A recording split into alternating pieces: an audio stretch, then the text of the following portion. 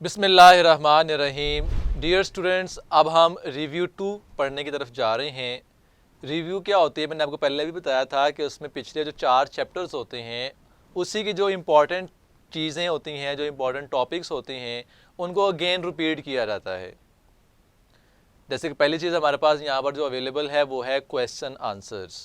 तो ये वही क्वेश्चन आंसर जो पिछले 4 चैप्टरों के अंदर आ चुके हैं, बट कीप इन माइंड कि they are important questions. Board के पैटर्न को ज़हन में रखते हुए अगर हम देखें तो ये इंपॉर्टेंट क्वेश्चंस होते हैं, इनको अपने अच्छी तरह से प्रिपेयर करना होता है। जैसे कि फर्स्ट क्वेश्चन यहाँ पर हमारे पास मौजूद है, what do the daffodils represent in the poem. नज़म में आबिए नरगिस किस चीज़ की नुमाइंदगी करते हैं।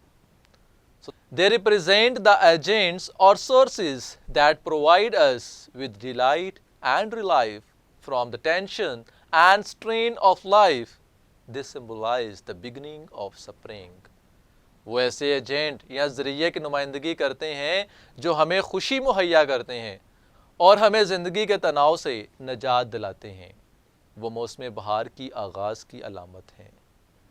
क्वेश्चन 2 है, how has the poet heightened the impact of the poem by using the figurative language. इल्मुल कलाम इस्तेमाल करके, इनके फिगरेटिव लैंग्वेज को यूज़ करके शायर ने किस तरह नज़म की तासीर उजागर की है। So the poet has used similes and metaphors in this poem. This figure of speech enhance the beauty and charm of the poem. The figurative language is as. अब फिगरेटिव लैंग्वेज कौन सी उसने यूज़ की है। This stretched never ending line and 10,000 saw I at a glance। इस नज़म में शायर ने तशबीहात और इस्तियारे इस्तेमाल किए हैं। ये इल्मुल कलाम नज़म का हुस्न और चाशनी बढ़ाते हैं। तमसीली ज़ुबान इस तरह से है जैसे कि वो ना ख़त्म होने वाली कितार और एक नज़र में 10,000 देखे। यानी कि ये जो 2 सेंटेंसेस उसने दिए हैं एग्जाम्पल के तौर पर, ये फिगरेटिव लैंग्वेज का हिस्सा हैं और ये नज़म की खूबसूरती में इजाफ़ा करते हैं। Question number 3 is, what was the Quaid concept of our nation? हमारी कौम के बारे में कायद आज़म का क्या तस्वुर था। So answer is, he wished our nation to think beyond personal, local, lingual, ethnic, sectarian or provincial identities and prejudices. He wished us to unite and work collectively. वो चाहते थे कि हमारी कौम ज़ाती, मुकामी, लिसानी, ग्रोही, फ़िरका परस्ती, सूबाई शनाख्त और तासुबात से बालातर होकर सोचे। उनकी ख्वाहिश थी कि हम मुत्तहिद हो जाएं और इकट्ठे काम करें। Question number 4 is, how can we become a strong nation. हम ताकतवर कौम किस तरह बन सकते हैं। सो आंसर है, we can become a strong nation if we observe national unity and overcome our differences. अगर हम कौमी सतह पर यकजहती का मुजाहरा करें और अपने इख्तलाफात पर गलबा हासिल कर लें तो हम ताकतवर कौम बन सकते हैं। क्वेश्चन नंबर 5 है, what does love of our country demand from us. हुब्बुल वतनी हमसे क्या मुतालबा करती है। सो आंसर है, love of our country demand from us to be sacrificing and loyal to our country. We should correct ourselves and act upon the Quaid's word. हुब्बुल वतनी हमसे मुतालबा करती है कि हम मुल्क के लिए कुर्बानी करने वाले और वफादार बने। हमें अपने आमाल की इस्लाह करनी चाहिए और कायद के अल्फाज पर अमल करना चाहिए। क्वेश्चन नंबर 6 है, how does the interior of the मस्जिद लुक। मस्जिद का अंदरून किस तरह का नजर आता है। आंसर है, the interior at the lower level is lined with more than 20,000 handmade ceramic tiles in more than 50 different tulip designs. At gallery there are designs of flowers, fruits and cypresses. The upper level is adorned with blue paint. 200 glass windows and chandeliers illuminate it. Most important is the mihrab, finely carved with marble. अंदरून की निचली सतह गुले लाला के 50 मुख्तलिफ नमूनों में 20,000 से जायद दस्ती कोजागरी टाइल से ख़त कशीदा हैं। इनके हाथ की बनी हुई टाइलें जो हैं वो तकरीबन 20,000 लगी हुई हैं, जिस पर मुख्तलिफ गुले लाला के डिज़ाइन बने हुए हैं। गैलरी में फूलों, फलों और सरू के नमूने हैं।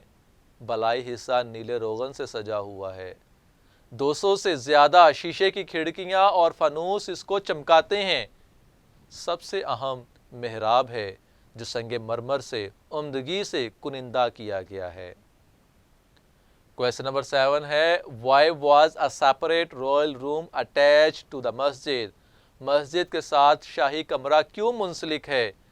आंसर है, it was meant for the worship of the sultan. ये सुल्तान की इबादत के लिए मखसूस था।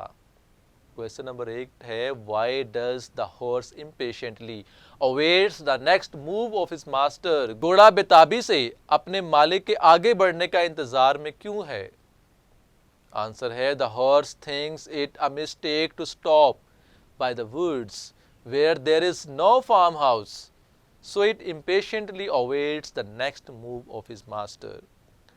जंगल जहां कोई डेरा नहीं, वहां ठहरने को घोड़ा गलती ख्याल करता है, इसलिए ये बेताबी से अपने मालिक के आगे बढ़ने का मुंतजिर है।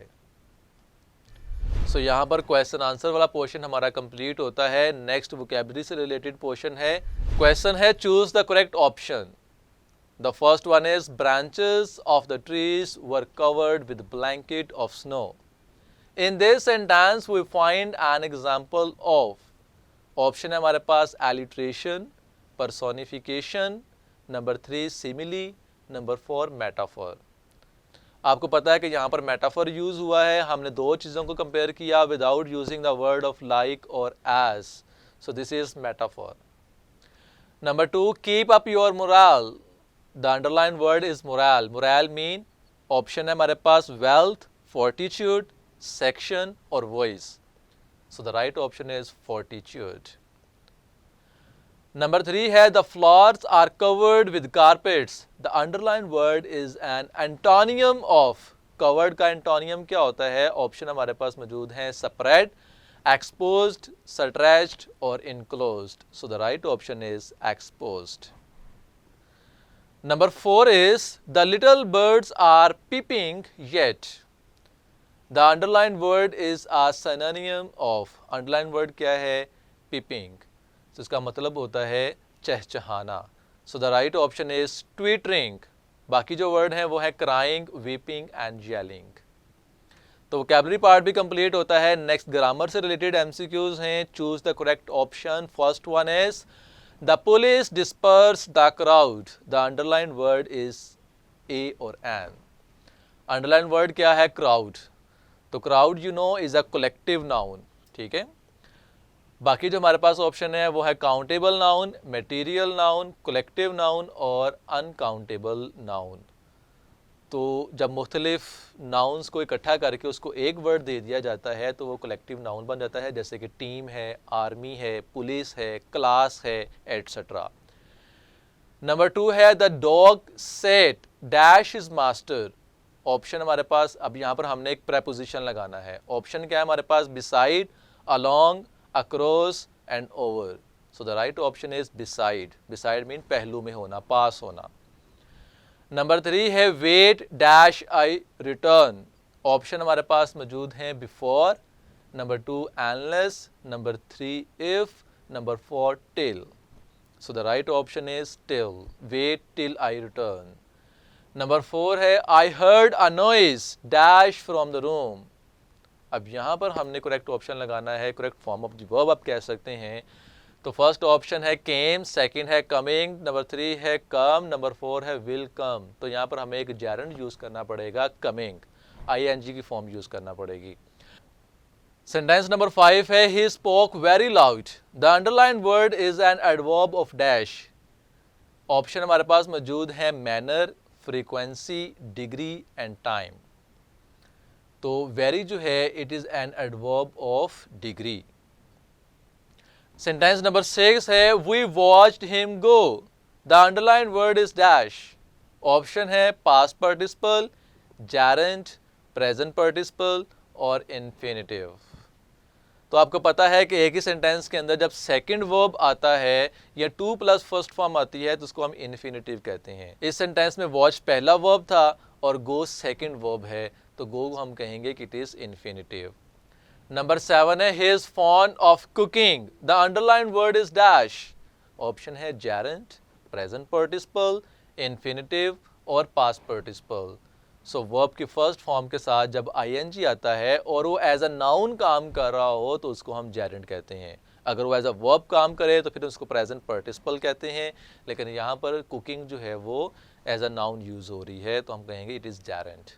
नंबर 8 है if you had studied hard you dash succeeded. Conditional sentence third kind है उसकी, हैड के साथ थर्ड फॉर्म आई हुई है तो नेक्स्ट पार्ट के अंदर हमें वुड हैव या शुड हैव के साथ थर्ड फॉर्म लगाना होती है। तो ऑप्शन हमारे पास मौजूद हैं वुड, विल हैव और नंबर 4 है would have. So the right option is would have. Number 9 है the shoe is pressing on my toe, the underline phrase is dash. Underline किसको किया गया है? On my toe. ऑप्शन है preposition phrase, noun phrase, adjective phrase और number D है adverb phrase. So the right option is preposition phrase because it is started with on my toe. On is a preposition. Number 10 है which of the following is an appropriate sentence. एक मुकम्मल sentence कौन सा है, दुरुस्त sentence कौन सा है, वो हमने अंडरलाइन करना है। नंबर 1 है we are tired usually by the end of the day. Second है we are tired by usually the end of the day. Number 3 है we are usually tired by the end of the day और number 4 है कि we are tired by the end of the day usually. तो मैंने बताया था कि जो एडवर्ब ऑफ टाइम या एडवर्ब ऑफ फ्रीक्वेंसी होते हैं वो अमूमन वर्ब से पहले आते हैं।